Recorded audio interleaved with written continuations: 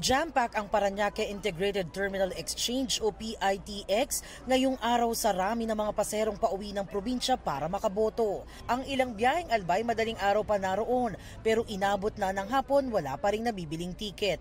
Kasama ko po yung anak ko dyan. Kung makakauwi ron, makakaboto. Ngayon kung hindi kami makakasakay, babalik na lang kami. May mga chance passenger na naghihintay mabigyan ng stub. Wala pa po, mag-aantay pa rin kami. Pipilitin po namin makauwi para makaboto. Ang mag-anak na ito nakahapon pa sa PITX may stub na at naghihintay na mauna sa bentahan ng tiket. Botohan. Boboto talaga. Yun ang nakasanayan eh. Ayon sa PITX, nagdagdag sila ng biyahe para matugunan ang pagdami ng mga babiyahe pa Bicol na naghihintay pa ring makabili ng tiket. Marami na po tayong nakuhang additional trips para po matugunan natin yung mataas na demand.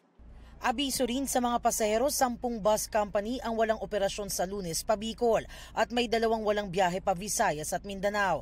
Operational naman ang mga biyahe pa Mindoro, Batangas, Laguna, Quezon sa Lunes, May 12. Inaasahan ng PITX na hanggang mamayang gabi ang buhos ng pasahero. Para sa GMA Integrated News, Jamie Santos, nakatutok 24 oras.